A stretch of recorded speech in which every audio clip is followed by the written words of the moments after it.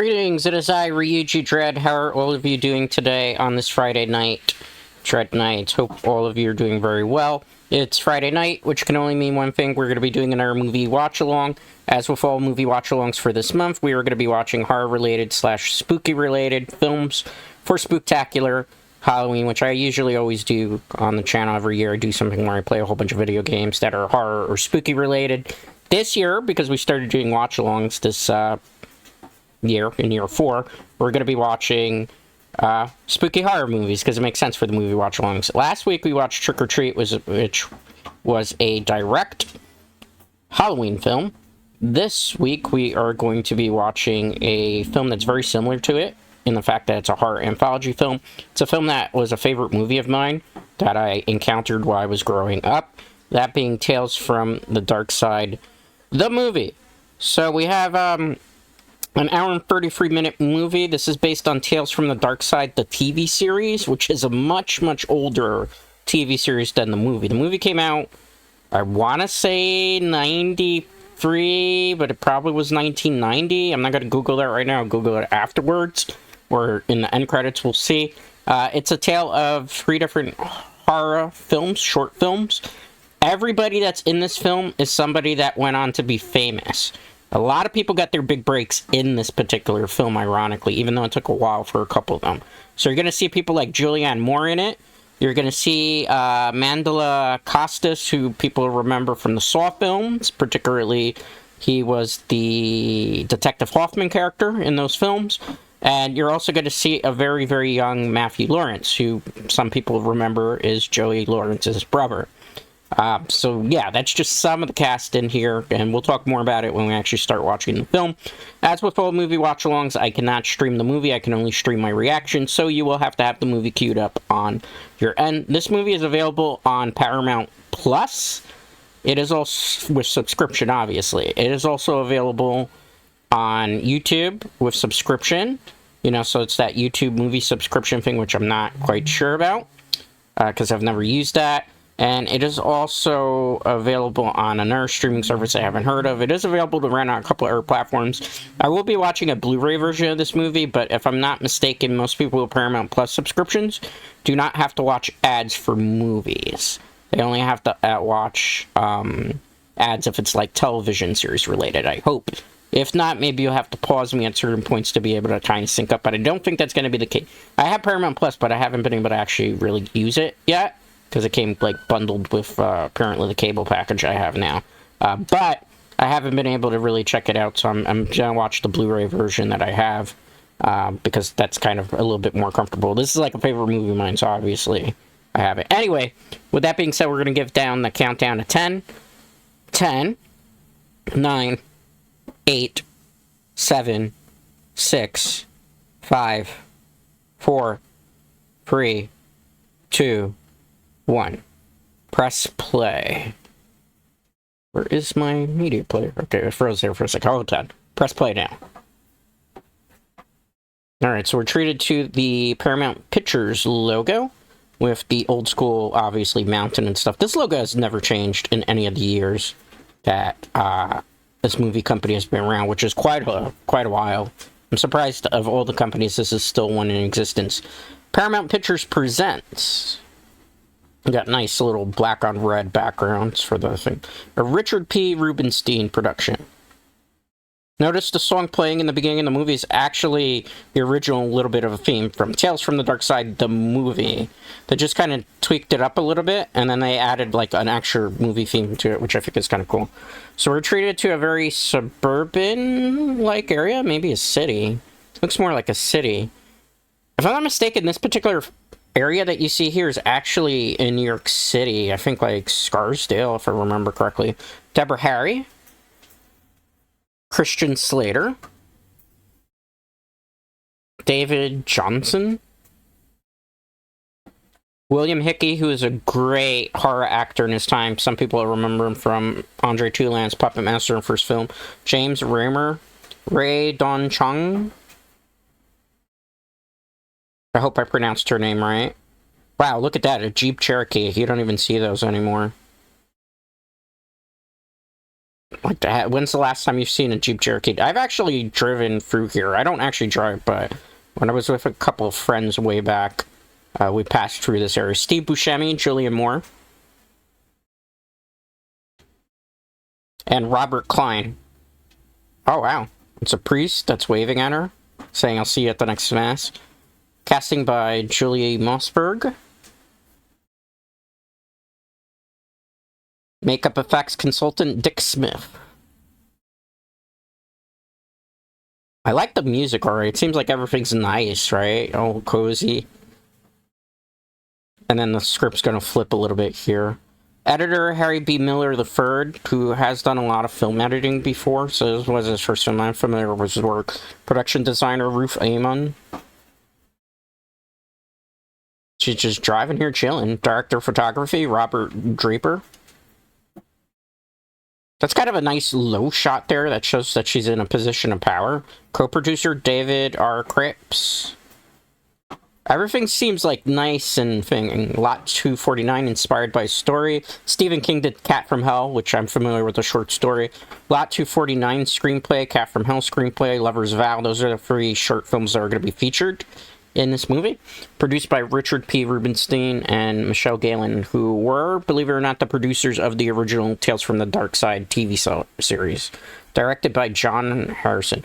Notice the sound there? That's the actual little tones from the original Tales from the Darkside mixed in with some extra ambience, which I think is cool. Okay, so there's something shaking the door already. So this is not... Oh, it's a closet? This is already getting kind of unsettling. What's going on here? Notice the broom in the background there? That's kind of a little bit of foreshadowing. Just because if you look at the type of broom it is, you'd be kind of surprised. Does she not know that there's something occupying her kitchen? She's got a phone call coming up. She looks a bit bored, too. What could it be? She's accepted a phone call of some sort.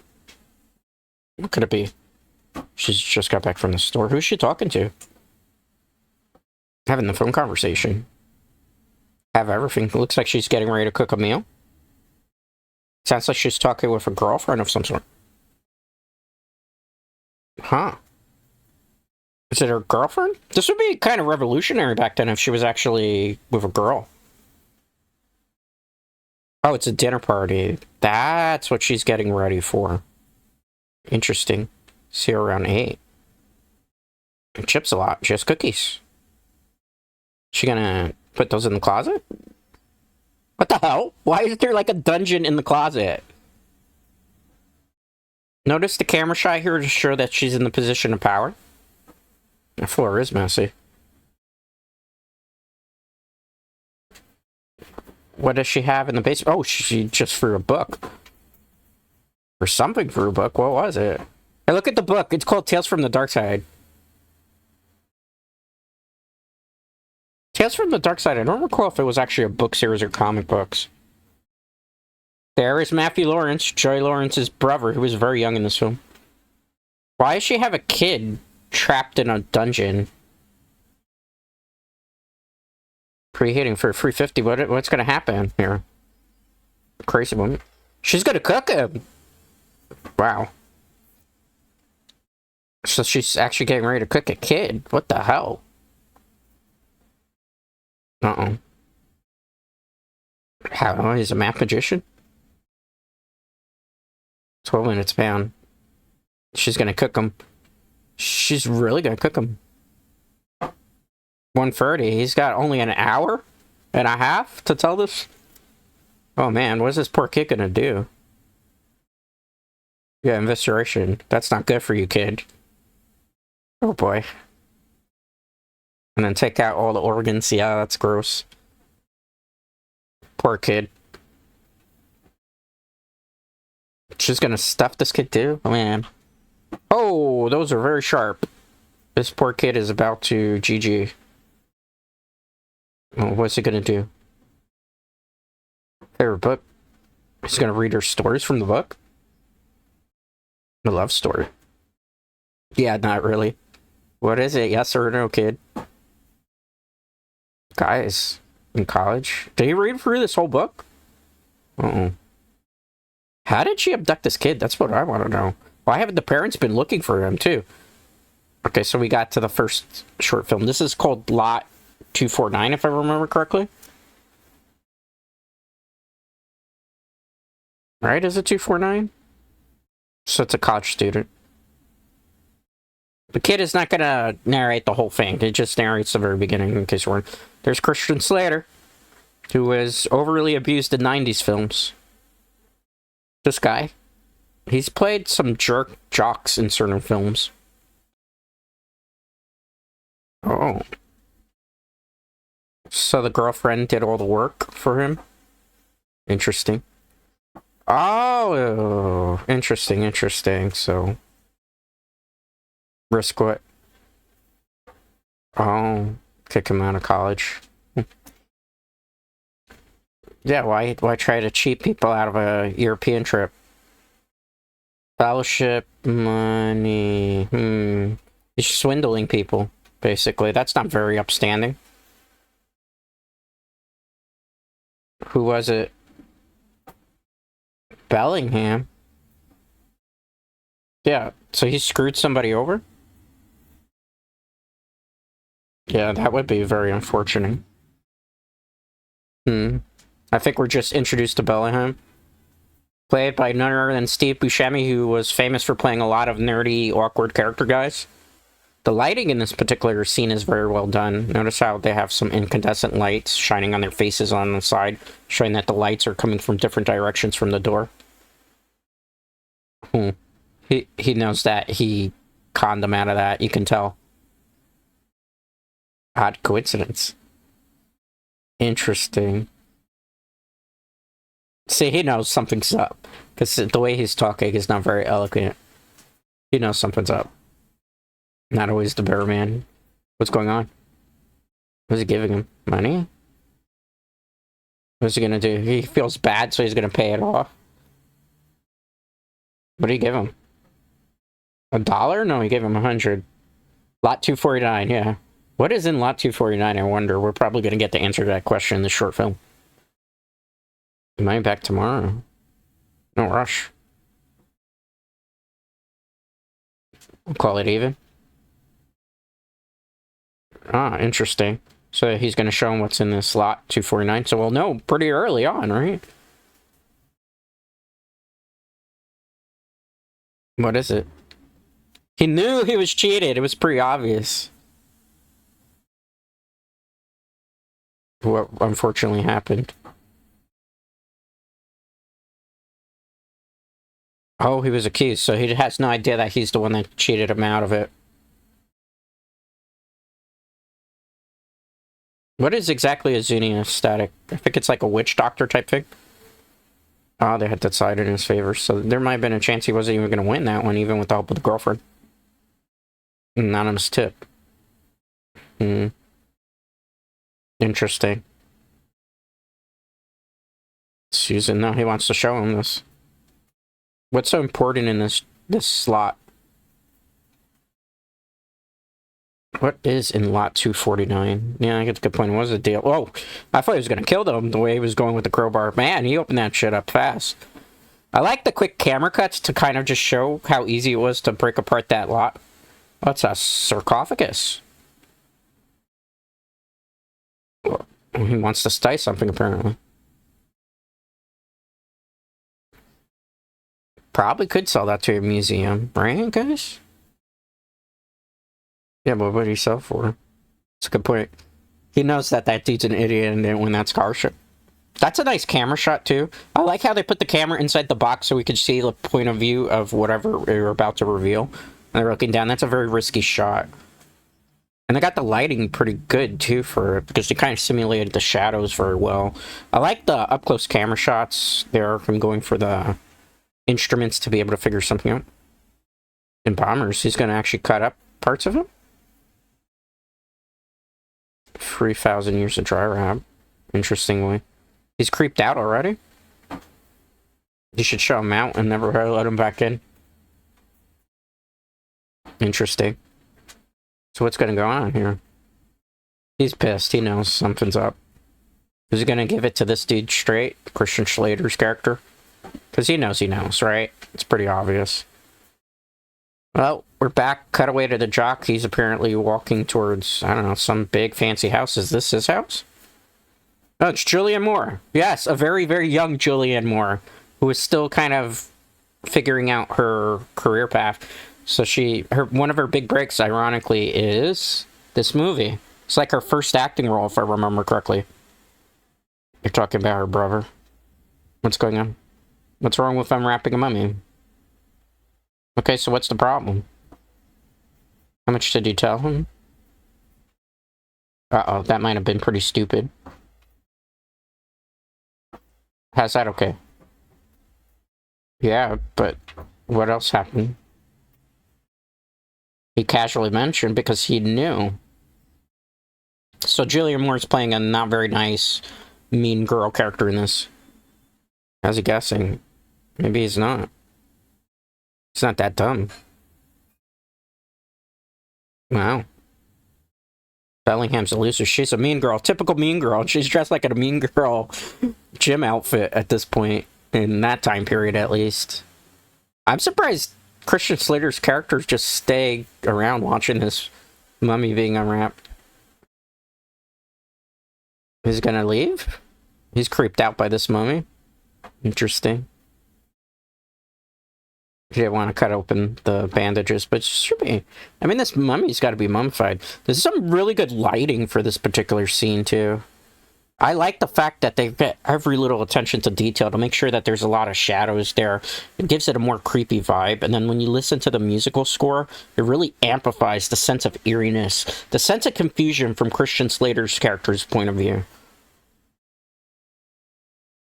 What is he now thinking? Oh, yeah, that's true. They did do that. They dragged the brains out, which is very gruesome, but that's what they do, apparently. He's obsessed with this mummy for some reason. Interesting. He's gonna literally cut him open to see if there's anything inside? Why? He really wants to literally do like an autopsy on this mummy. Christian Slater's character looking grossed out. What is that? Myrrh. Wow. Interesting way of embalming him. He's looking for something. Like if he knows that there's something in there they should be looking for. You know, what's that? Onions. Well, onions is not really going to preserve a body of that nature. What else did they find? Found something else in there. What was it? Interesting. We found a fortune cookie. Not a fortune cookie. Oh, look at that. That's like some type of scroll of some sort. So the mystery continues to unravel. Notice the music here for the score. It's very mystical. Like if something has just been revealed, that it's puzzling, a mystery that hasn't been revealed yet to the viewer fully. That's a very good score choice there. Does he know how to read it? No idea. Bird Kingdom hieroglyphics says would be rough. As of Christian's like, I don't know. I feel like Bellingham's not leading on truly there. You notice how he kind of was like very dismissive, but it seems like he kind of knew. Just the way his facial expressions were showing, implying something. Julianne Moore, where's she going? What's she gonna do? 3 months overdue. Andy, why is she gonna see Andy, her brother? Yeah, what's the problem? She's gonna go see Bellingham? What? She's gonna flirt with him, or fake flirt with him, just to be able to get something she wants? I doubt that. That doesn't seem like that's a very smart idea. Is she getting ready to see anything? She's gonna plant something. Oh. She stole something to plant it in his room.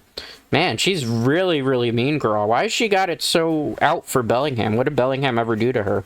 Did he, like, maybe try to hit on her or say something? And she was grossed out by it, perhaps? I don't know. Interesting. We don't have too much foreshadowing on that. Okay, so Christian Slater's character is noticing something. Remember, they all live in the same dorm complex, at least Bellingham and him. We can read it, see?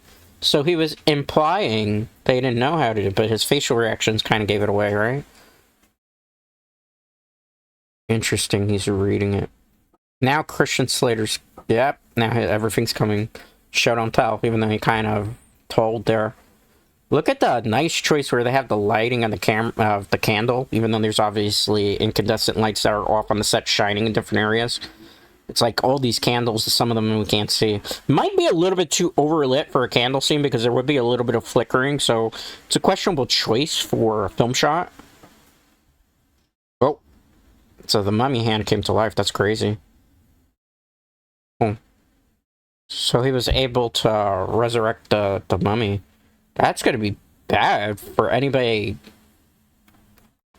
He's going to try to get the fuse box. Let me reshift my position here because I'm actually a little bit uncomfortable on my seat.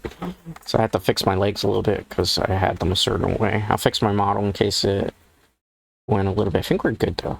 We're good. Okay, we're still mostly good. I was watching baseball playoffs. Uh-oh.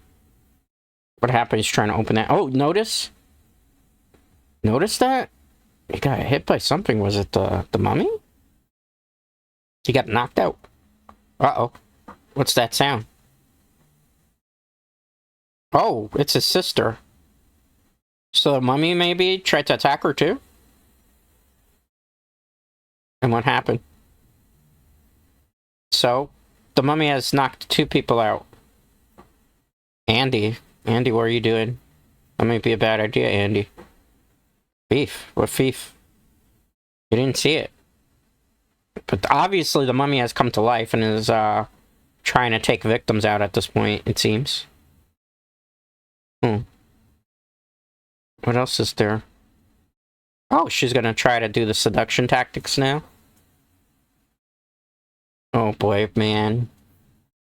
What would a perfect 10 like that want with you, bro? I'm not saying that it's not possible, but... like, doesn't it seem a little bit suspicious? Especially since you know he was cheating, that she probably has something to do with cheating you out of it. Or she's trying to find a place to put that Zuni thing. He just caught her. He should stop her right now if he was a man of integrity. Ah, so he's not happy about Andy coming back. A little bit weird, is right? He must have done drugs. He's curious. See, Andy's character is very curious about it now, because he kind of has a suspicion all of a sudden. But he doesn't go to investigate it. Interesting. Well, there's the jock. He apparently passed out watching cartoons and drinking wine. Typical preppy boy, right?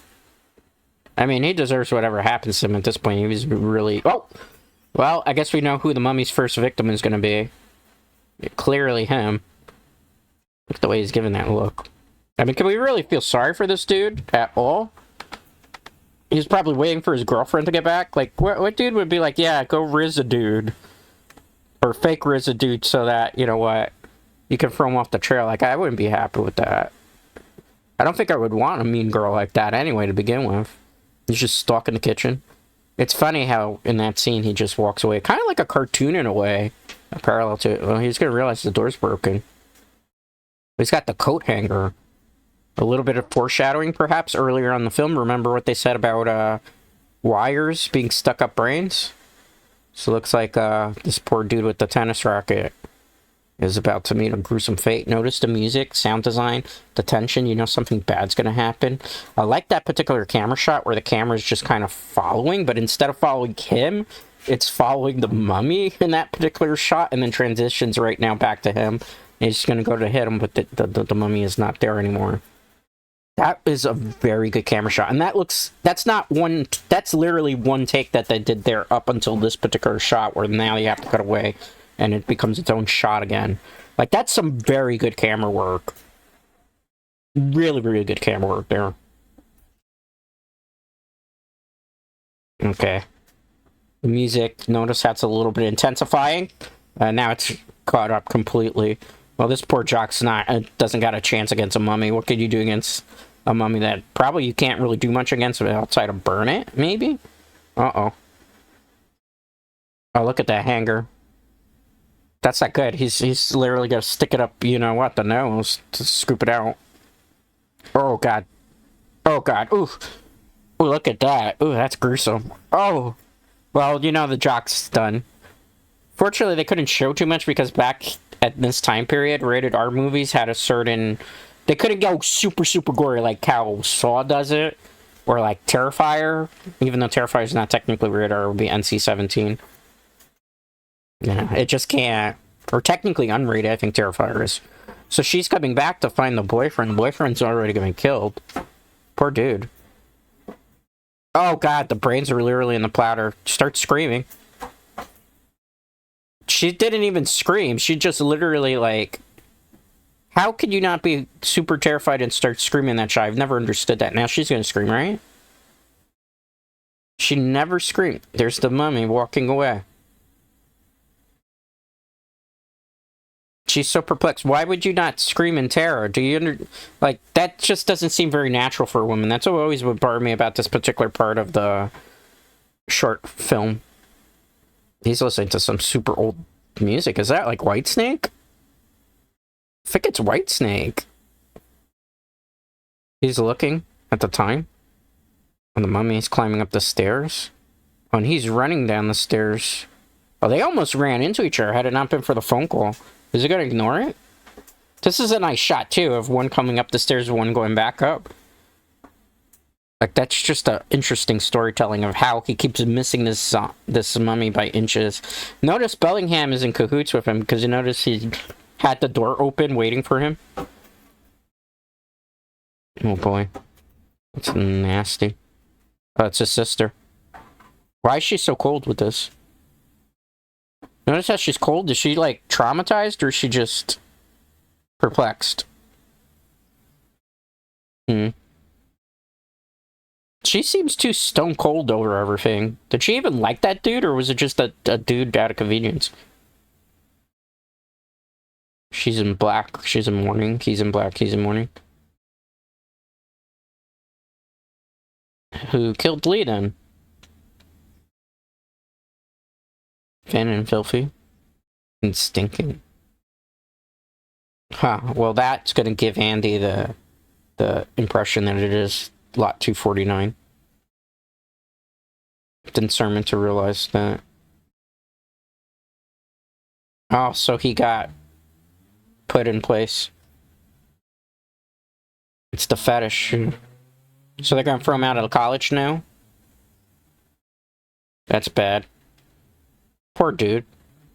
Are they gonna expel him? What happened? Right. That's the curator of the museum. Interesting. What's he looking at? What's going on? A little busy. What happened? Packing. He's being expelled. Interesting. Well, notice that the mummy is gone. He knows something's up. What happened to the mummy? He probably sent it for revenge, right? Because he knows that she was just screwing with him. I mean, can we feel really bad about Julianne Moore's character? She was like like a super stereotypical mean girl. Like, she didn't even cry or scream over the death of her boyfriend. Oh, and now she's screaming at the dude's ring. Like, she didn't even care. Man, that is one cold woman. Oh. There goes the mummy. She's not afraid of him, that's one thing. She's a strong, cold, mean woman. Notice how she's just standing there. She's not even... Oh, she's trying to go for something sneaky. She tried. I don't think that's a good idea, though. Julianne Moore, I think you're about to bite the dust. 07, your character. Oh, she's trying to call to his sister. It's too late.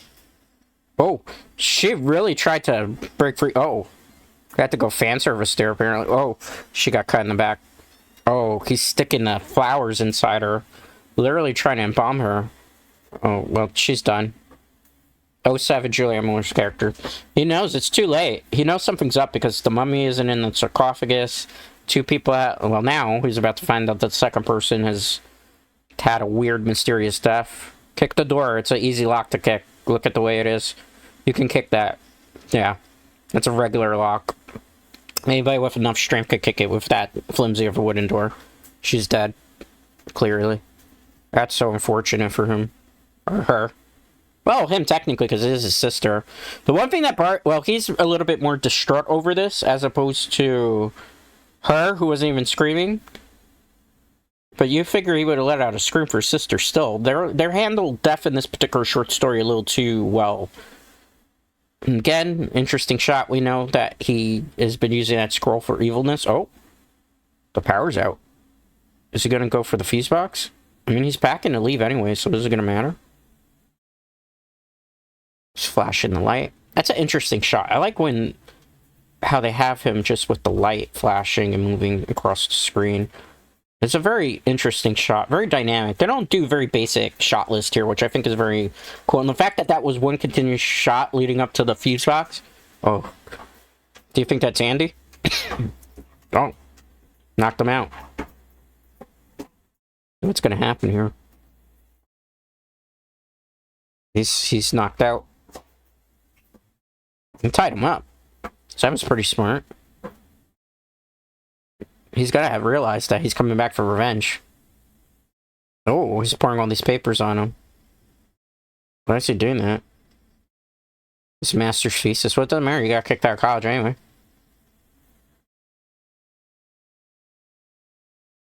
He's gonna put him on fire because of his two friends. Well, his sister and his friend. Oh, that was his best friend, yeah. He knows that he killed him. Yeah, Lot 249 did. Is he in there now? Yep, he's back in there now. He figured it out. He broke his finger. He does got an airtight, but... What's it gonna do? Uh-oh. He really is gonna light him on fire. Well, I mean, is it the most crazy thing to do? He's trying to get retribution. He did kill his sister.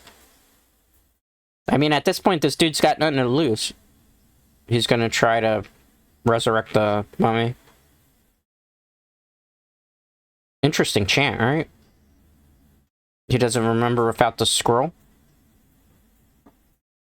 Did he get it? Oh, he got it. Okay, sweet. He got some of it, at least. Is that enough to actually get the zombie, the mummy?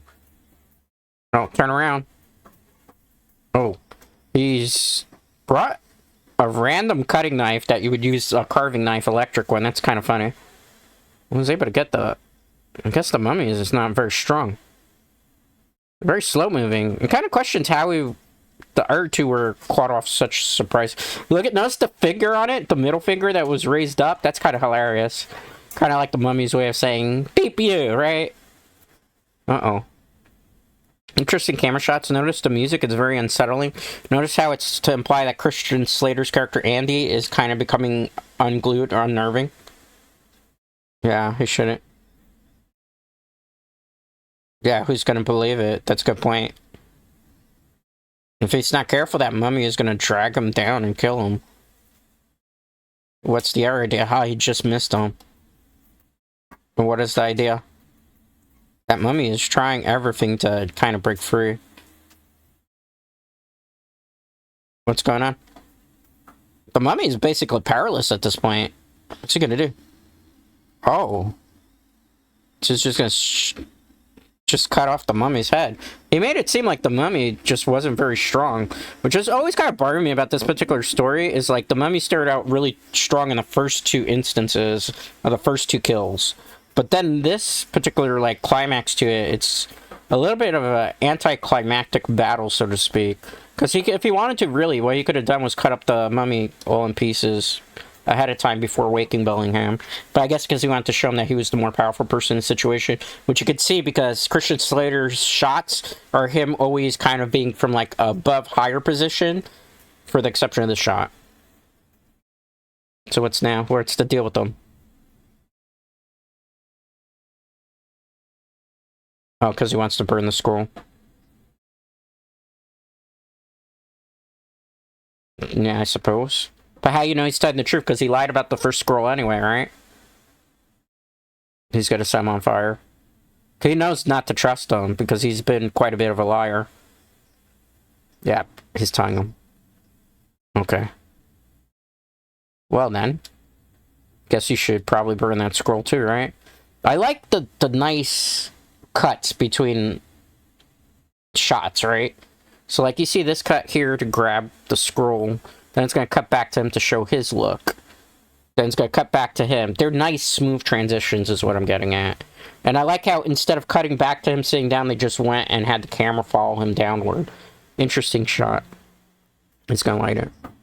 Irreplaceable. Yeah. Huh. Well, I guess that's the end of the scroll and the end of being able to resurrect any of our mummies. Would it? Well, that's a good point, too. But they were mean people. Yeah, killing them won't, but what's not to say? That's a good point, too. Can't bring them back. What did he do? Did he kill him? I guess we'll find out. Oh, he's leaving. So he spared his life.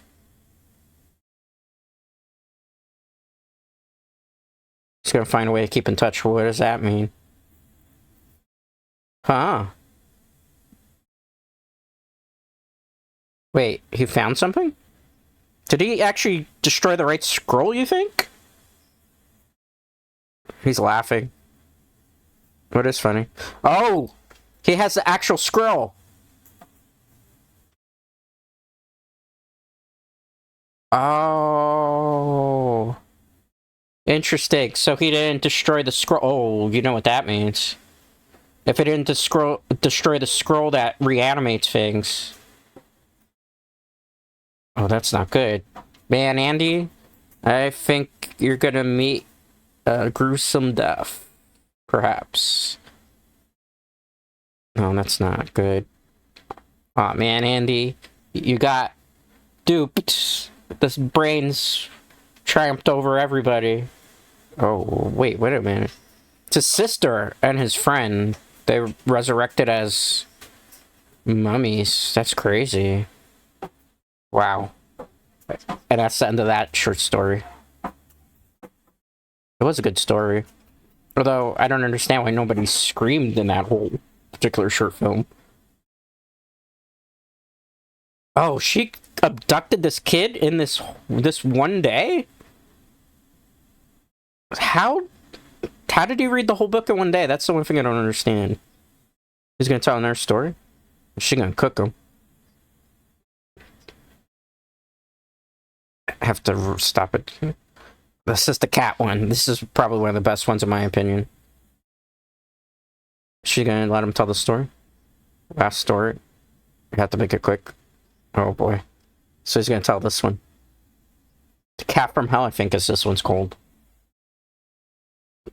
Big problem. There's a lot of people that you're gonna see in this particular short story. A lot of them were famous. Okay, so that's an old school taxi.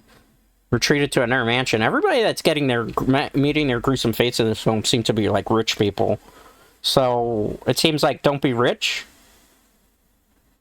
Don't be rich and you'll be okay. Hey! Some people might know this guy. He was a pretty famous actor. He played a lot of interesting comedian characters, but in this one particular situation, he's going to play a serious character. And notice that voice. If you're familiar with horror movies, then you'll be familiar with the great William Hickey. He played Andre Toulon in the first Puppet Master in the very first opening scene. He has been in Creepshow. He has been on so many different horror projects. He was great in everything that he did. He played a very good, crotchety, old, creepy man. And before he did crotchety, creepy, old man, he was a very well-renowned actor, did a lot of theater as well. He was a really good actor. He just had this particular voice about him, particularly as he got older, that just was very unique. Like, there'll never be another William Hickey. He's in the wheelchair. Notice in this particular shots, it's very white light, very different. This is because it's simulating that it's nighttime. the moonlight, and the moonlight is the one that's illuminating things, so they're using DMI, but they decided to use a gel cure to make it more white light, which is an odd choice. So this guy is a hitman. Victim. Behind you. He's looking to kill him. I like how the transition in the shot. Oh, it's a black cat. He killed it. What? It wasn't a joke? What is he talking about? He's gonna pay him to kill what? A cat? Well, the cat disappeared. Look in the envelope. What is he talking about? Well, William Hickey, see, obviously a guy with a lot of money. He's in control of the situation here. Even though he's in the chair. Alright. What's in that envelope? Probably a lot of money, I would assume, right? 50,000. That's like nothing in today's society. 100,000 to kill a cat. Yeah, I wouldn't either. Yeah, he hired a hitman. Why? What's so special about this cat? Oh, the cat has killed 3 people. So he thinks he's next? He's gonna explain? Okay. To justify himself. Well, I mean, I probably think you're mad too if you hire a hitman to kill a cat. Why can't you just get, like, I don't know, the pound to take it? It is a pretty big mansion. Notice the mystical notes that are playing? Try to give you, like, some mystery, and... Is he gonna actually push him? He's helping him up the ramp. Oh, so he was like a collector of sorts? But what happened? There used to be 4. Nice transition. So he has 4 people? Oh, so they were all old people living together. Sister. Interesting. So, and his butler. He didn't even call him a butler, he called him a hired man. He didn't even respect him enough to give him a title. So they were rich, old, unhappy people. Interesting. Notice the blue lighting choice here to make it seem like it's a flashback sequence. That's called sepia. That's something you usually use as a film filter in editing techniques. This is not lighting. This is literally that they just changed in the editing program, the sepia. So this cat came around. Whoa, he's trying to scare this cat. It's a cute cat for a black cat. I mean, alright. Ooh. Oh, so she gave it milk? Oh, the sister took in the cat. So what was the problem with this cat, though? Well, that woman has a problem. Does she have, like, emphysema or something? Oh, he didn't like the cat from day one. What's wrong? I mean, that was his house, right? Out of here dead, what? He was fretting the cat from the beginning? Wow, so they just didn't like it, sure. She hated cats. Why does he hate cats? Cats hate him? So is that why he doesn't like them? Why? That's an interesting transition back of you'll find out, you'll find out. They went from flashback to him just kind of retelling the story. He got sick, though, doing it. What does he have, like a heart condition, it seems?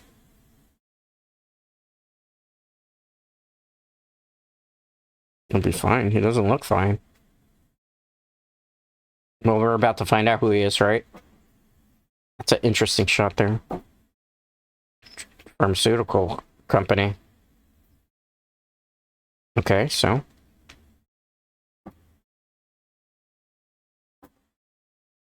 Pills? What type of pills? He's just saying random words right now. Compound G, what is he talking about? Oh, I guess he... What is that? Painkiller or what? An hallucinogen. Of what? Aging heart. Oh, so he does have heart disease. Yeah, very expensive because he... habit form, that's why he wants. No, pharmaceuticals are evil. That's the message of this short story. Stephen King wrote this short story, by the way, in case you're wondering. Mm-hmm. That's a nice shot of him by the fireplace. Notice how on his side the moon is lighting him, but notice when they cut back to the Hitman. Take a look at the Hitman shot. Hitman has yellow light facing him. You know what the yellow light is from? The fireplace. That's a nice attention to detail in terms of the shot there. And notice how on one side the moonlight is shining, which is the white light. Interesting shot. Look at that close up. A nice fade transition back into flashback. Look at the cat. What happened to his sister? Look at that. She's going down the stairs. Some food, and what happened then? Seems everything's fine. Oh, the cat ran in front of her and tripped her down the stairs. Did she probably snapped her neck? Yeah. Yep, her neck snapped from the falling down the stairs. Well, that's not good. She's dead. But that seemed like that was just an accident, not done intentionally by a malice. Yeah, and the cat didn't seem like he did that intentionally, right? It seems like a normal thing. This is a good point. He's leaning in like, why the hell you didn't just get rid of it? That's us, the viewer, asking that question, right? He's just gonna kill it. She locked the cat in the room with her? But she has, like, emphysema or something, or asthma. That's not gonna be good for her to be sleeping with a cat in the room. Yeah, I've heard that myth. I don't think that's honestly true, though. What's the cat doing? Cat just trying to sleep? Get rest with her? The cat's suffocating her? What the hell? Whoa, the cat's actually evil. Holy crap. I thought the cat in the first part of this was just an accident. That cat actually smothered her now? That's insane. Why did the cat want to kill her? Why did the cat want to kill any of them? She was suffocated. Natural causes? Do we really know if that was the cat that did it, though? And he was just suspecting and made up something from the story? Yeah, what did you do? Okay, so then why is the cat still there? Okay, and what happened? It's a veterinarian, okay. So what's the problem? Why is the cat here? Oh, so he wanted to put the cat down. Okay. And what happened? Well, he has money, so he probably threw money around, right? This poor dude. He's driving with the cat, but we already know that this cat, according to the story, is not a very nice cat. That's an interesting shot here, again. He's driving. Interesting, because it's moonlight, so you're using the DMIs to simulate moonlight. Although, the one thing I do kind of think is there's a little too much use of blue. So there goes the sepia again. The cat just mauled him on the face. Then he goes to meowing him. It's like, scratch, I'm cute. Oh, and then he claws him again. Did he claw his eye out? Holy crap. A psychotic cat confirmed. Well, he got into a car accident. That's going to be ruled as a car accident, clearly. Poor dude. That butler. He had to capture a cat for 24 hours only to be killed in a car accident thanks to that cat. Okay. The cat came back. That's interesting. Yeah, see, he's kind of skeptical about it. I don't blame him. I'd be pretty skeptical, too. I'd be very skeptical. He really thinks he's next. It's looking for him. Well, I mean, it kind of looks like the cat's evil. Why is it torturing him? Punish him for his evil deeds? Oh, for making the pharmaceutical drug. Is it better? Is that not safe to have? But it seems like. Okay. Oh, he was testing on cats. So how many cats did he kill? That's a good question. I'm gonna move my mic over a little bit. I hope you don't mind. Oh, that cat just climbed up on him. He was like, "You're next, Beach." Oh, so this cat is sent to be able to kill the kill the guy. That's an interesting thing. Is that true? Don't make light of it. Oh, that cat is hissing at him. He's gonna get something. Oh, he's willing to do the job for 100,000 anyway. He's gonna take it. He's gonna do it. He should have just done it. Oh, the cat knows. Cat scratched him. Yep. He couldn't do it. It's not gonna be that easy. It's true. Notice in this shot, he's the guy that's the position of power because he's the one that can allegedly do something to the cat. And he's kind of in a weaker position because he's afraid of this cat and can't do anything to get rid of it himself.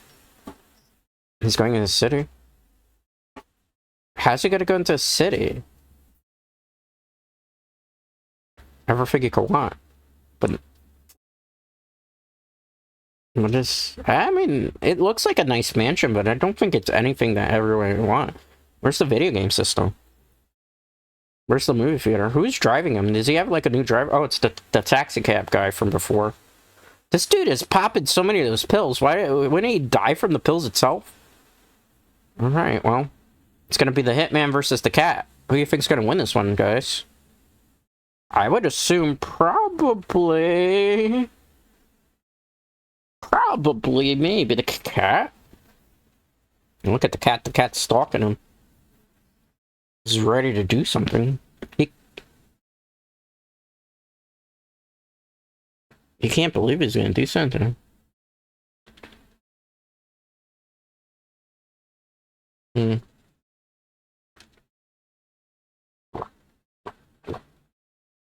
This cat does not seem happy with him.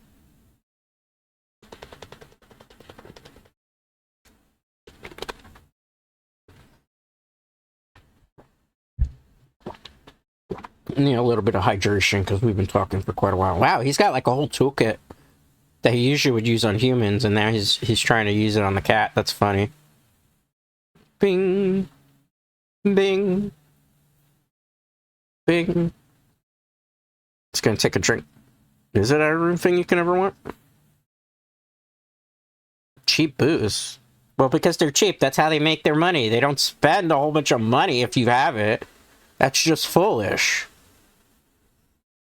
Nothing but the best. I mean, realistically, how do you think rich people stay rich? They don't spend a lot of their money.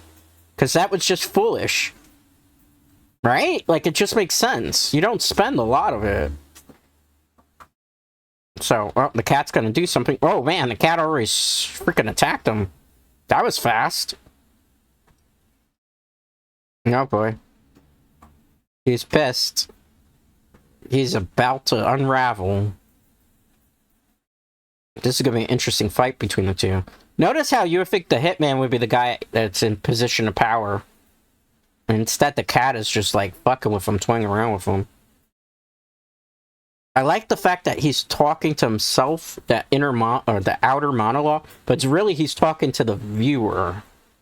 Because he's letting us know his inner thoughts. Which I think is an interesting technique. What? He's bleeding. He's bleeding from the neck. His suit's damaged then. Yep. There goes the suit. Hope it wasn't very expensive, bro. That's a $100 dress shirt. That's not very expensive in today's day and age. I guess with inflation, probably like a $300-400 shirt. What is he gonna do? Oh, now he's pissed because he destroyed the shirt. Well, he's got an hour to kill this cat, right? Because he said, I'll be back in an hour. He hasn't really been able to do it so far. I don't know if... How are you going to even, first of all, get a syringe close enough to this cat to actually be able to do something to him? Like, it's not going to be that easy. This cat already doesn't trust you. This cat hates your guts. I think this cat hates anybody that's associated with William Hickey's character. And he knows, you know, when he said, oh, I could snap the neck, I was like, challenge on, bitch! Alright. That's an interesting shot here. He's walking into the darkness. A lot of times they would have the scene illuminated somewhat, like a moonlight shining just to show. But instead, they really want him just having the light of just outside door being shining through. It's very shot. I like the fact that he walks into a medium close-up, too. You notice how back then, you didn't really have a lot of cut, medium close-up, medium close-up, medium close-up cuts. You just have the same shot, and it's just being followed. That's an old camera and film technique that they don't use as much in modern-day cinema, which I think is really a travesty, because back then they tried to find creative ways to continue having a shot so they didn't have to cut because you wouldn't waste as much film, right? As opposed to if you have, like, multiple cuts that then you had to edit in, it's more expensive in the editing process, as well as, like, actually having to pay money for film strips. Like, nowadays, modern cinema, you don't have to worry about that because it's all HD hard drives and shit. But back then, film was very, very expensive, so you couldn't really waste and do multiple expensive cuts, because then you're just using more film stock. Well, he wasn't able to get them. Interesting technique with the first-person view of the camera and the cat. Like, I think it was kind of an interesting choice. Because you can't actually have a cat, like, chasing him. He couldn't poison him. There was no way he was going to do it. He's getting defeated. Notice his head is lowering. Look at his facial reaction. He's becoming unraveled. He needs to find a way to subdue this cat. Uh-oh. The cat really just caught him in the nuts, too. Jesus Christ. Look at that cat. That cat is not messing around. Did he already get him? Oh, look at that. The cat freaking ripped his junk almost off. He's angry and scared. That was like a warning shot by the cat. Was it not? What is he doing? What is he gonna pull out? Holy crap, look at that. That's like a Magnum with a laser pointer. This looks like an archaic gun by today's standards. It's even got a long-ass pointer on it. Oh, God. But he busts out the heavy artillery here. That is hilarious. What's on the television? He's gonna outwit him. You're drunk, man. How is your sentence even gonna be heightened at this point? You're so drunk right now, you wouldn't be able to shoot this correctly. That's how I would look at it. Don't waste time. Just pull the trigger now. Okay, go. Shoot, don't talk. Just shoot. Go ahead. How did he miss? That was like dead on target. Yeah, I would agree too. Yeah. He did have a deadbeat on him. It's not lying. The cat has like supernatural powers on top of everything. Well, you know that they say don't mess with a black cat, right? The cat is black, so black cats are allegedly, by lore, supposed to be unlucky. Watch out. Watch out! Oop. Cat got him in the face. He missed the shot. He's just shooting around randomly now. He's lucky he didn't scratch his eye out there like he did with the butler before.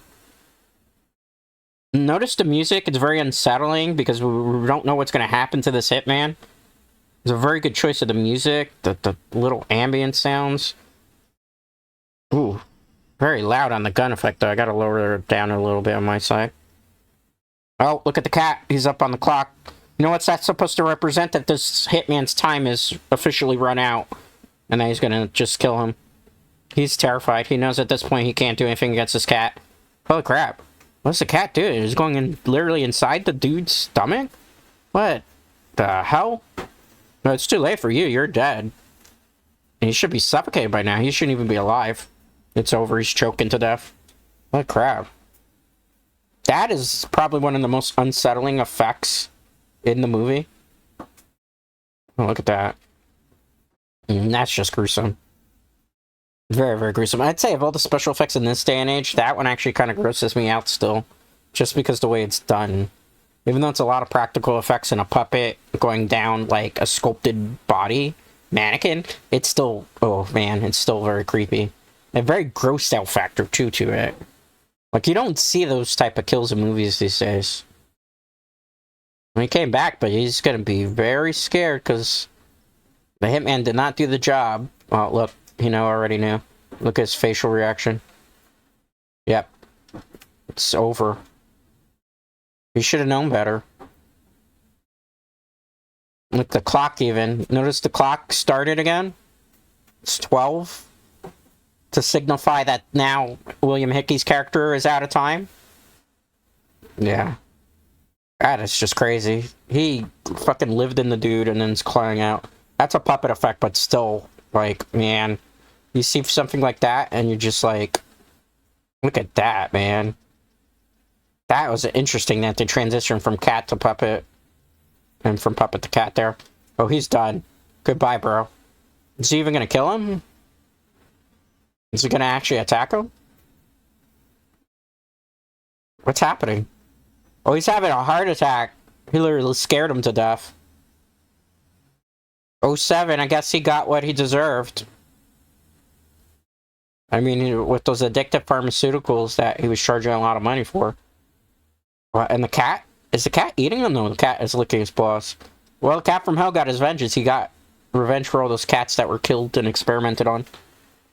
That wasn't a pretty one. Oh, I love story. This story is another favorite. Well, they're all favorites of mine, right? Because I do enjoy this movie, even though some of the choices are not as great or hold up after time. She's gonna let him tell the story. New York. Interesting. It's funny how the last story in this one was New York. Artist Preston. You'll notice who Preston plays, because you notice every short story has had something interesting or a famous actor. Well, it's a gargoyle statue. Interesting statue. That's a nice overhead shot. You don't have usually those anymore. Looks like a sad gargoyle statue. It's watching over a person, it seems, of some sort. What's he doing? He's an artist, huh? Yeah. He's going through artistic frustration. I guess he can't seem to make a good art. Oh no, poor dude. That sucks when you have, like, creative artist block. Interesting. Notice how here the lighting is a little bit more softer. We have a little bit of the moonlight shining through from the window, which is the DMI, mixed with some incandescent lighting that has a little bit of a gel on it to kind of simulate. I also like the fact that they're using scrims to simulate, like, the shades on the window. Interesting. Pretentious type. Uh-oh, he's not liking it. Poor dude, he's screwed. So he's running. There's a meeting. I hope you have some type of artwork to show him, bro. He's playing chess. Who is it? Who is this dude in the corner? Damn buoy on the rocks. What type of drink is that? Is he playing chess with himself or chess with the bartender? Huh. He gave that one on him. $4.50. That's cheap for a drink in New York. That drink nowadays in New York would be like freaking $15, $16. Why is he hugging him? And by the way, that's Mandela Costas. He is, plays Detective Hoffman in Saw. This was one of his very first roles. Kind of how he got his break. Who's Judith? Oh, a gallery owner. Oh. He has to move his art stuff from her gallery? Who is Wyatt? Is this his manager? Oh, it's his agent. Interesting. Not exactly. Are you canning him?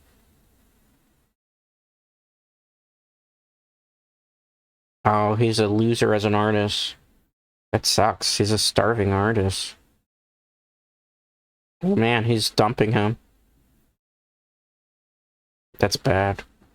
His whole life is about to get destroyed. What does he do? Being a monster is just credentials? He paid for his beer. That's messed up. That's how it is, though, in the business of art and just, like, entertainment and stuff. That's why it's sometimes better not to have, like, an agent or a manager, because they will dump you when you're not marketable. Yeah. That's the great struggle of every artist, right? That's why me personally, because I'll actually answer it. This is why I've been very hesitant about stuff like with corporations, particularly in terms of VTubing, because it's I'm not gonna say it's all like that, but a lot of places, you know, with management stuff, like if you're not marketable or you don't perform the way that they would like you to perform, there is a possibility they would do what we just saw happen here. Yeah, maybe you just gotta go indie. Maybe you need to be indie, darling. Man, they're all drunk. Oh, they died. That's a good point. Yeah. This poor bartender wants to go home. Let him out in the morning. He's gonna sleep there? Probably how you're gonna end up. You can't even afford to drink, man. He is pissed out of mine. I'm surprised that they let them do that. Right? Like, yeah, bartenders aren't supposed to let them get that fucked up. Then again, back then, in bars, probably that time period, it was a dive bar, too. That's the one thing you notice. Because of how it was set up. It's dark, it's dreary, it probably smells like piss. Typical New York dive bar right there when you think. A back alley door, too. Man, he's really, really wasted. Notice the camera angle here? Something's looking above Otto. Huh. What a stalk him. He had to take a pee, too. So quickly? Like, come on, man. You couldn't... Yeah, exactly. Why didn't you do it in the bathroom? Oh, man. What type of beer was he drinking? Was he drinking Bud Light? Like, Bud Light will do that to you, guys. Notice the sound effect? There was like a whoosh, and then you hear, like, cans.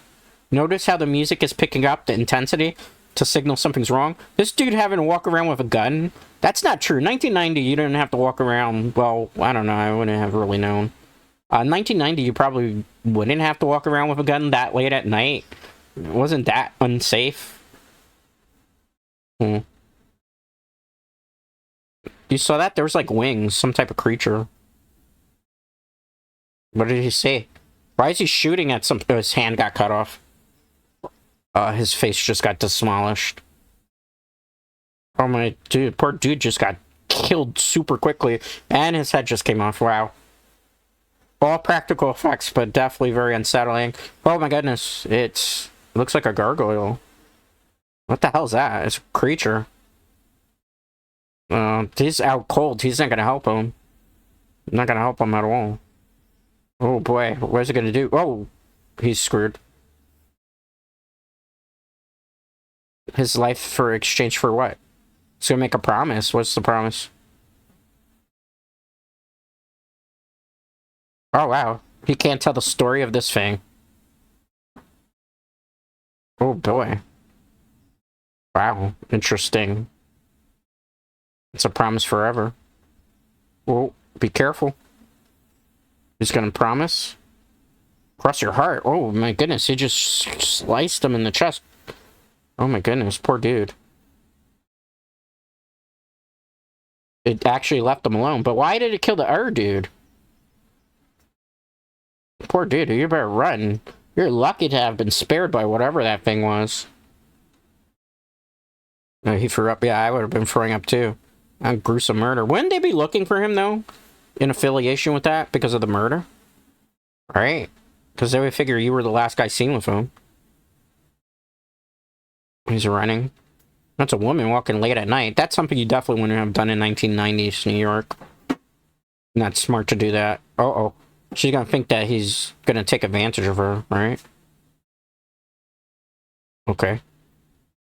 I would be very, if I were a woman and some dude randomly did that, I'd be like calling for the cops or kick him in the nuts. Oh, yeah. She was trying to get home. Interesting. This is the one shot where I don't understand why they used the microphone the way it is, because you notice that there's sound reverberation there. It wasn't the best shot of the movie. In fact, I would just film mistake there. There it's better. It's like they didn't have the microphones properly attached. Why would... If you're a woman and you've just met this dude that was very creepy in the sense that I was like, hey, it's dangerous here. I'll let you come to my place to call a cab. Would you as a woman go to a strange dude's house to call? Like, wouldn't that be a really big red flag if you don't know them? Just saying. Very odd, right? Notice the music, it's kind of mystical. For us to meet friends at this time of night, it would probably be like 4 or 5 closing time. Why are you doing meeting friends at this time? Huh. You throw the keys? She's way too calm. Like, I would have been like, are you Buffalo Bill? And she's questioning him. An argument. Oh, got dumped. She's very inquisitive. Trying to call the taxi for them? Interesting. She's noticing stuff. Called the police. Oh, he's got the woman there, right? He can't tell. He's got this strange woman in his home now. The line's busy. It's bad. He's trying to make conversation with Caroline. Notice her facial expression. She looks a little bit confused. Unsettled. She doesn't know what to think of him. I don't know. He gave her a beer at this time of night? Colorado. Sort of. Oh my goodness, this poor dude. Didn't work out. Interesting talk, right? Nice lighting effect here. First real artist. Yeah, well, he's self-loathing right now. Oh, wow. She came close. Ooh. Can't. Remember, he has a vow. He can't break it. Because he running with bottle of scotch. Oof, it hurts. Why is she so... All he did was take off his shirt, and she's, like, enamored with him in a way. It's a bad cut, that's for certain. She seems to be kind of liking doing that. She doesn't want to try a taxi. What's going on here? Maybe wait till the morning. What in the world? Notice they are about to do something. This relationship, if you could even call that, is moving way too quickly. It's a little bit odd, don't you think so, Dread Knights? Like, they literally just met tonight. He brought her home. She didn't even know if he was going to do, like, something dangerous. She seemed way too enamored and interested in stuff. Like, this is just moving way too fast. This is, like, too good to be true, don't you think so? Like... They literally just met, and now they're bumping and grinding. I mean, that's the nicest way to put it. Okay. And it's the next morning. He's trying to figure something out. What's he gonna do? Just trying to draw something, it seems.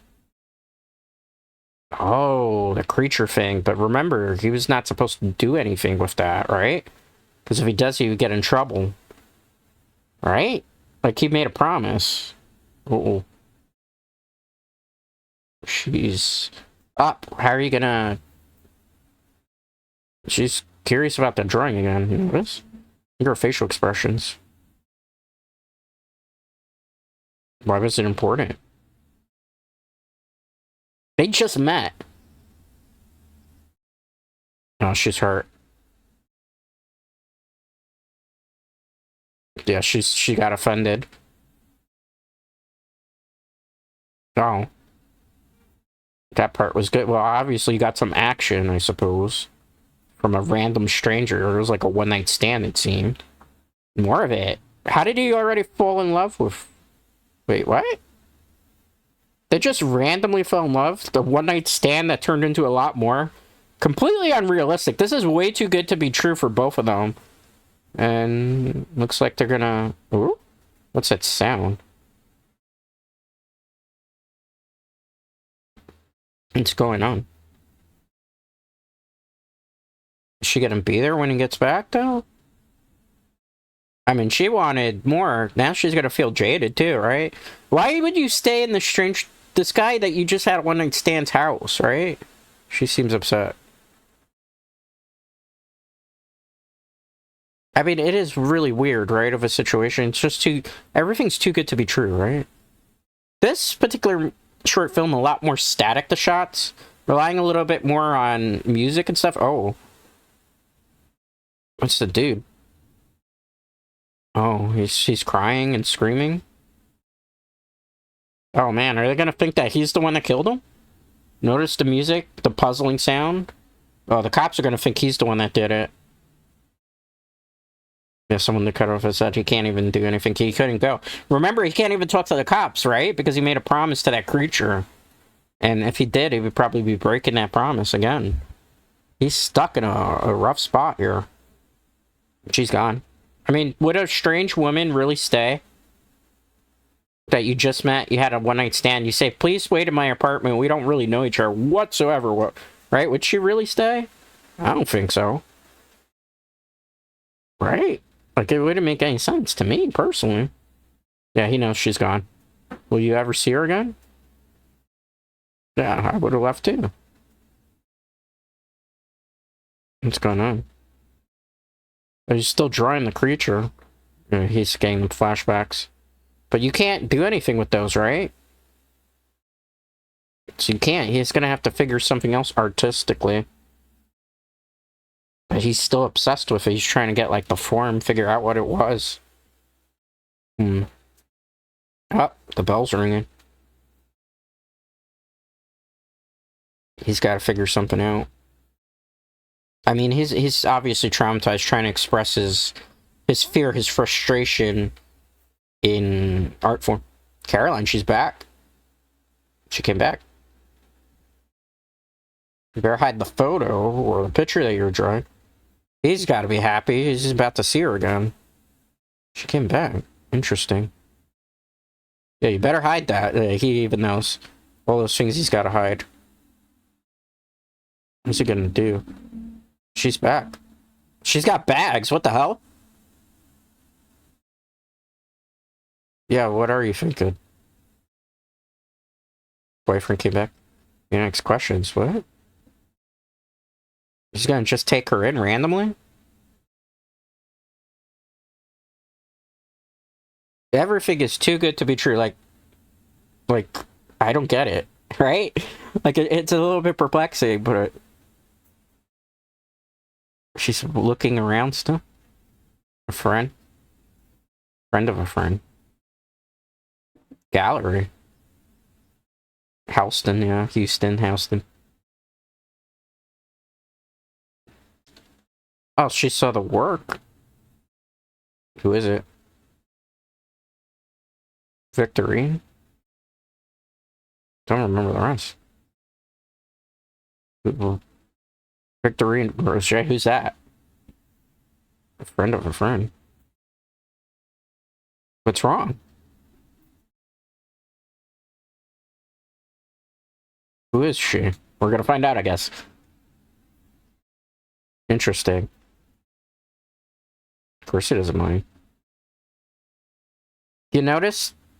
Ever since she came into his life randomly, good stuff has been happening, strangely enough. What the hell? Do we got a cut to something else? What's going on? Is this all his artwork? He's a success now all of a sudden? 24,000. What in the world? His artwork that didn't look very, very good to begin with?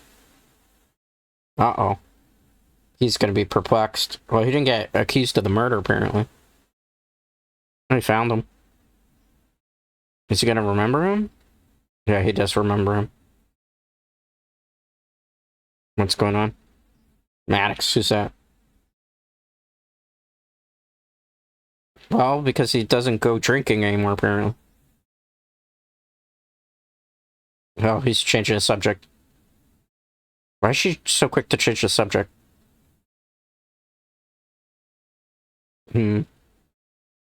That's bad. He can't even talk about it. What's going on? Sober up. Put a match this because you're drunk.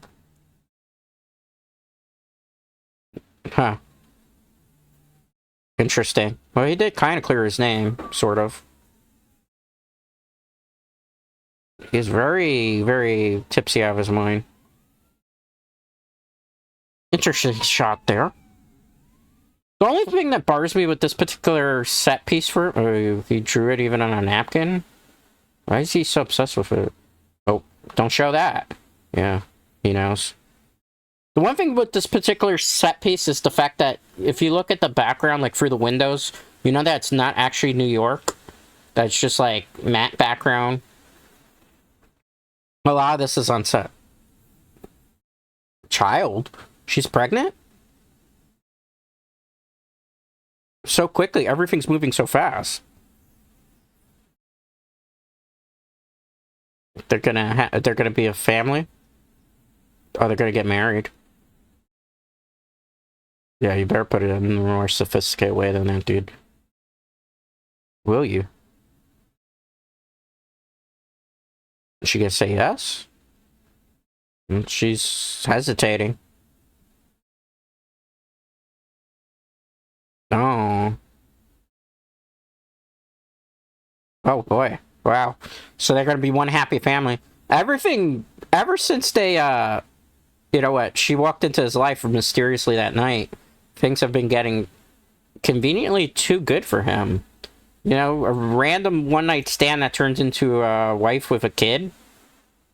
His art gallery debut with the most, like, hottest art gallery in the city.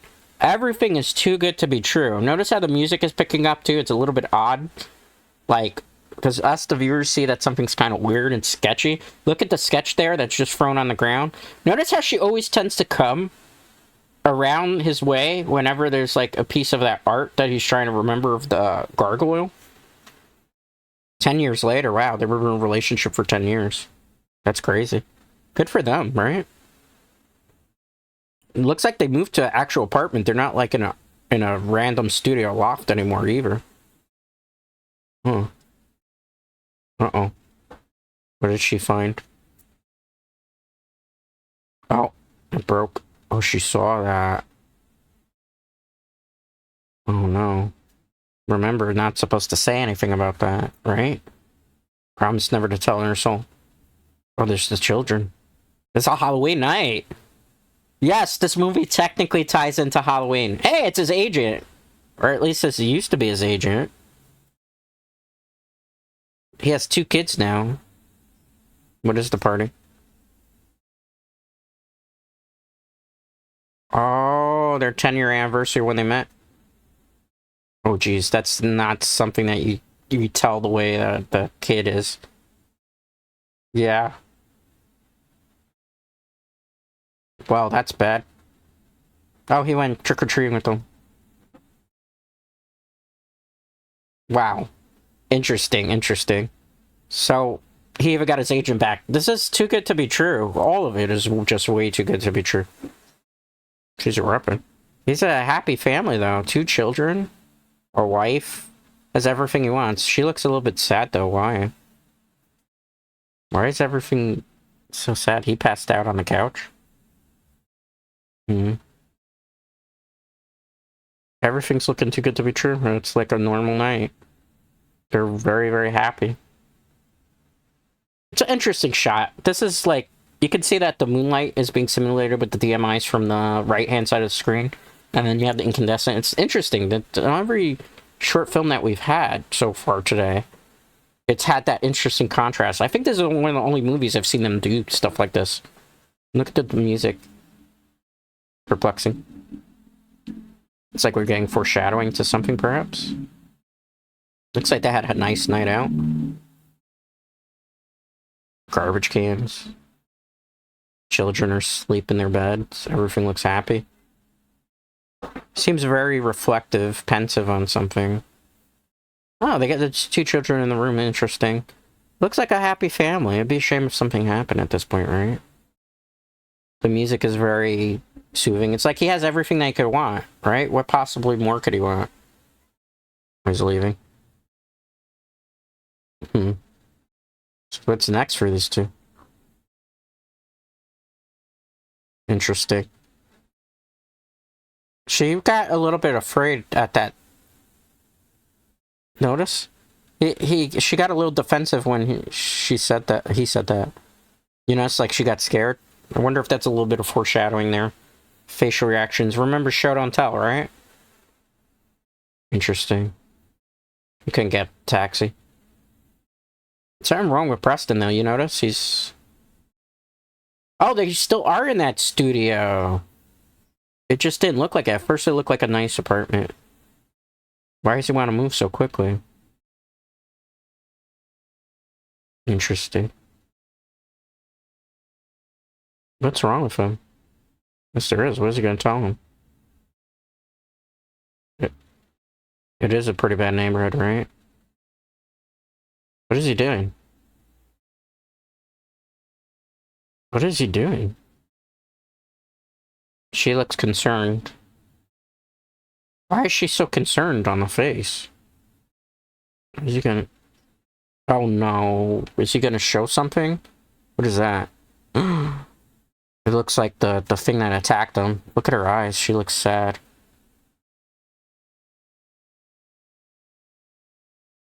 What's going on? Is he gonna tell her what happened that night? She doesn't look happy about it. What do you think's gonna happen? Well, he told her. Oh no. Don't say it.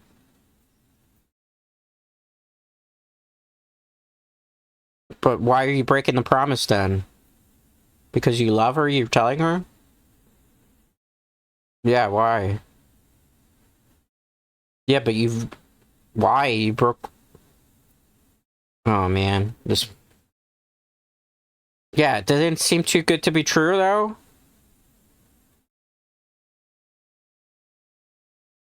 So he didn't want to keep a lie? The truth. Okay, I can understand that. She seems very upset over it, though.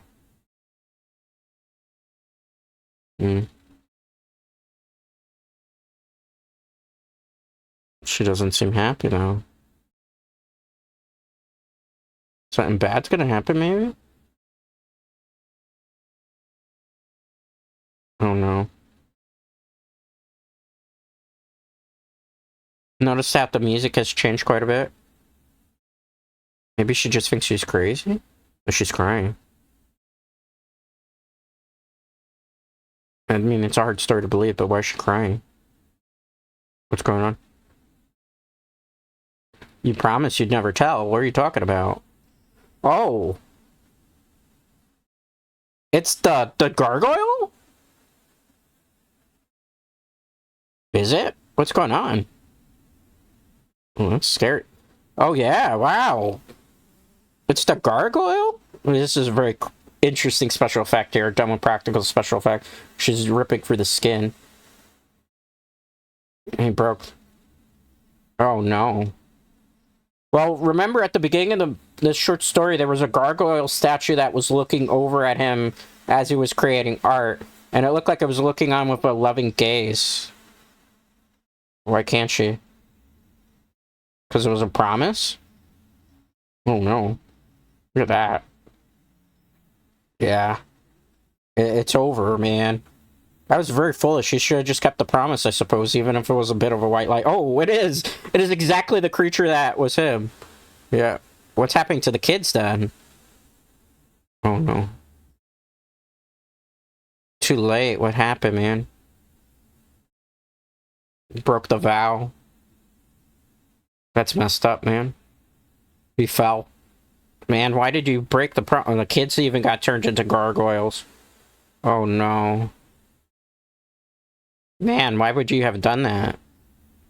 You didn't even know what he was doing. He had the whole happy life and he ruined it because he couldn't keep a promise. Oh no. What's gonna happen to him now? It's too late. Oh no. The destiny, man. Oh, his jugular got bit. So because he broke the promise, he lost the perfect life that he had. That gargoyle was preying on him from the beginning of that short film, though, you know, so it was looking down at the window. So it was like a... literally infatuated with him, so to speak, and just kind of lured him into that thing. So who... was he really wrong for that, or was she the villain of it? I always feel like, when watching it, she was kind of the villain in a way, even though she was giving him everything he wanted, like a genie. But at the same time, like... at some point, she probably knew he was going to break the vow, right? Like, she lured him into false pretense, too, when you think about it. So is he really the villain of that story, or was it really her? I'd say it was probably her, because of the pretenses and everything. Although, remember, I said from the very beginning it was too good to be true. Like, if you're a regular dude and you see all this stuff happening, you would probably think something's up, right? That's a crazy special effect towards the end where it flew up in the air, even though we saw wires because it was a puppetry that was used there. And then you see, look at them. The three of them statues now hardened into a gargoyle statue again. Crazy, crazy story. That one always gets to me at the end. You promise you'll never tell. Like, it was such a crazy twist when I saw it for the first time. Yeah, that one was pretty... it was a slow build type of story, but when it gets to its finale, it was really, really good. Oh, his time's up, man. What is he gonna do? It's too late. You're gonna get shagooked. Is there a happy ending? Okay. Yeah, none of them do. What story? A kid. Uh-oh. It's him. Or she's gonna lock the key. Stupid paper. And what happened? Oh, so this is how he got caught. Okay, and what happened? Okay. All day long. Okay. Okay, so that's your story. Yeah. Do we know how it ends? Something really weird. What do you mean? What is it? Marbles? Oh, he's literally telling a story right now. Uh-oh. He threw him. That actually happened? Oh my goodness. Are you kidding me? He manifested this? Oh, she got stabbed. And she was like a witch character, I think, in this. Uh-oh. He's better reach that key. Come on, kid. Can you reach for the key? All you gotta do is reach for it. I got it. You better run. What's he gonna do? Oh, he pushed her in. Oh. That was smart. I guess he burns the witch, right? Because she was clearly a witch. Right? Only witch eat children. Oh, she's done. He's gonna eat the cookies out of satisfaction. That's like a true G right there. That's a cool way to end the movie. Don't you just love happy endings? And that is Tales from the Darkside, the movie. It's a little bit hokey, I'll be honest with you. You know, I watched this many, many years ago. Kind of when I was growing up that I encountered this film. It's based on the television show, Tales from the Darkside. Actually, the movie was intended to be the final send-off for the television show. It's not obviously very well received as a movie, just because, like, Tales from the Darkside was a very good series, but this movie came out in 1990.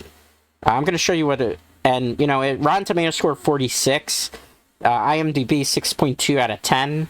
However, 92% of people liked this movie, actually, despite the fact that it was critically panned. Obviously, because it's anthology, and, like, the Lover's Vow kind of is a very slow-moving story. In The Cat from Hell, there's just too much sepia things. But this was originally intended to be, like, the final send-off for the television series, which I think ended, like, in the late 80s, if I remember correctly. Let's see what the box office receipts were. There is no post-credit sequence, because back then in these movies, they did not have it. So, Tales from the Darkside grossed $16,324,573. And it was made on a... was an opening? Hold on. The budget for this was $3 million, right? So the movie grossed worldwide, believe it or not, 16,320. It actually made back its movie and then some, so it wouldn't have been considered a box office bomb, although it didn't gross quite a lot. Like, 16,000, and they only spent 16 million, they only spent 3 million to make it. That's actually a box office success. Screenwriters for this movie were Stephen King, which is Cat from Hell, George A. Romero, which I believe was The Lot, 249, and then the other two, Arthur Conan Doyle, I believe was for the Lover's Vow one, and Michael McDowell was like the oral story for it. It was distributed by Paramount Pictures. Tales from the Darkside The Movie, let me get another interesting fact for you, was originally the final send-off, right? Yeah, so the movie was basically supposed to be the final spin-off anthology for the television show. The television show, I forgot when it ran from. Let me look that up for you now. They sometimes will show it on, like, streaming services. Tales from the Darkside. When did it end? It was an anthology thing, very similar to... So the final episode, Tales from the Darkside, was on July 24th, 1988. So it took them 2 years. 2 years after the series started, and they ended it. The series ran from 1983 to 1988, so it actually had a lot of seasons from it. This was a precursor to Tales from the Crypt, actually. There was another show that was called Monsters that followed it, but it wasn't as good, and I don't think it was done from the same people. How many seasons were there? Let me see. Tales from Darkside would run for a total of 4 seasons, and they were all self-contained stories. That's why it really was an interesting thing. It ran for a very, very long time. I didn't realize it was for that long, actually, which is kind of crazy when you think about it. With that being said, though, no post-credit sequence, so that will be the end of today's movie watch-along. How did you all enjoy the movie? Did you enjoy it? It was an anthology film. Some might argue that Trick or Treat maybe was the stronger of the ones. This one just has, like, sentimental value, because I saw this, for the first time, I would say somewhere around the mid-90s when it came out. Because I think it hit, like, mid-90s HBO, I think was the first time I ever saw it. I didn't see this, obviously, in the movie theaters. So that was that. It's an interesting movie, very fun, very similar. Next week's movie, however, is not going to be super gory, horror-related. We're going to be watching, what is it, The Nightmare Before Christmas, which some might argue, is it a Christmas movie? Is it a Halloween movie? I think it technically is both. And a lot of people do like to watch it, and I think it's a really good Tim Burton film. So we will be watching The Nightmare Before Christmas, which, if I'm not mistaken, is going to be available on Disney+. Let me double-check that for you so I can tell you exactly where. Yeah, it's available to watch on Disney+. I think a lot of us have Disney+ subscription. You can also buy it on Amazon Prime for $3.79, but I don't really recommend somebody does that. So we'll watch The Nightmare Before Christmas, a nice claymation animated film. It's only an hour and 16 minutes, though. So it's going to be a much shorter movie watch-along, which I think will be just fine considering anything. Anyway, guys, I have to actually use the Little Dragons room, so I'm going to cut this one a little bit short. Tomorrow, we are going to be playing Among Us, hide-and-seek mode, which is kind of like having 2D Dead by Daylight, so we're going to be playing that for a little bit, for like an hour and 40 minutes, so that's what's going to be the cozy Saturday morning stream. Anyway, I'm going to take my leave now. Thanks, guys, for watching. Thanks for hanging out with me. I do greatly appreciate it, and most importantly, I appreciate you. I'll see you tomorrow at 9 a.m. Eastern for Among Us Hide-and-Seek. Till next time.